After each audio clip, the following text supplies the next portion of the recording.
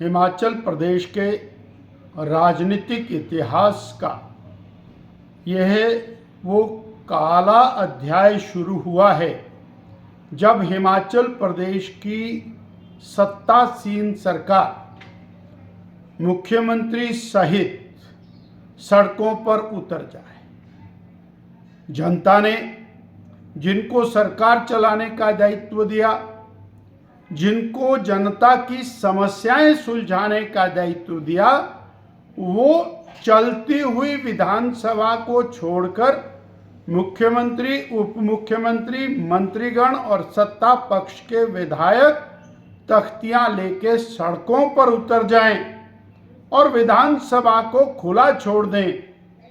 ये इस बात का द्योतक है कि कांग्रेस की वर्तमान सरकार को सत्ता में रहने का कोई अधिकार नहीं रह गया। जो सरकार चला नहीं सकती, जो सरकार के माध्यम से जनता की भावनाओं की कदर नहीं कर सकते। आज उसी समय जब सरकार सड़कों पर निकली, मंत्री सड़कों पर निकले, 60 साल, 70 साल, 80 साल के बुजुर्ग, वरिष्ठ नागरिक हजारों की संख्या में सरकार के खिलाफ प्रदर्शन करने के लिए सड़कों पर उतरे। क्या विकट स्थिति है। 500 किलोमीटर चल करके एक बुजुर्ग आदमी अपने अधिकार के लिए, सरकार से लड़ने के लिए, सरकार से मांग करने के लिए सड़क पर उतर रहा है, तो सरकार भी सड़क पर उतर गई। अब किससे मांगेंगे जो खुद ही मांगने वाला है। इसलिए सत्ता में रहने का अधिकार खो चुके। 2022 में झूठ के आधार पर, झूठी गारंटियों के आधार पर, फरेब के आधार के ऊपर सत्ता में आई हुई कांग्रेस 40,000 करोड़ रुपए से ज्यादा का कर्ज लेने के बाद अपने लिए हर प्रकार की व्यवस्थाएं जुटाने के बाद जनता के लिए उनका खजाना खाली है, जन समस्याओं के समाधान के लिए खजाना खाली है, आपदा राहत के लिए खजाना खाली है।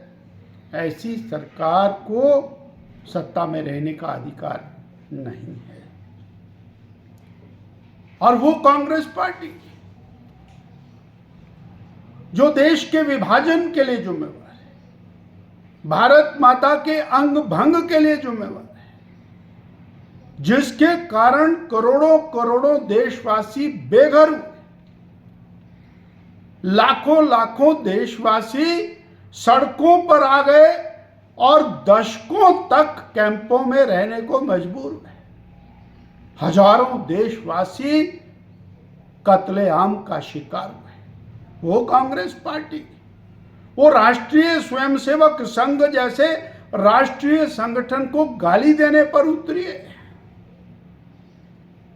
वो कांग्रेस पार्टी जो कश्मीर की समस्या का जनक है, जिसके कारण देश में आतंकवाद फैला, माओवाद फैला। वो कांग्रेस पार्टी जिसने चीन को 40,000 वर्ग किलोमीटर जमीन कब्जे में दी। वो कांग्रेस पार्टी जिसने जाति के आधार पर, धर्म के आधार पर, वोटों के लालच में तुष्टीकरण के कारण देश को आंतरिक रूप से खोखला कर दिया। वो कांग्रेस पार्टी और उनके नेता और उनके मंत्री भारतीय राष्ट्रीय स्वयंसेवक संघ जैसे राष्ट्रवादी संगठन के बारे में कुछ कहें, ये शर्मनाक है। जरा कांग्रेस के नेताओं को, कांग्रेस की सरकार को, कांग्रेस के मंत्रियों को अपने गिरेबान में झांकना चाहिए कि देश की दुर्गति के लिए और प्रदेश की बदहाली के लिए वर्तमान कांग्रेस सरकार जिम्मेवार।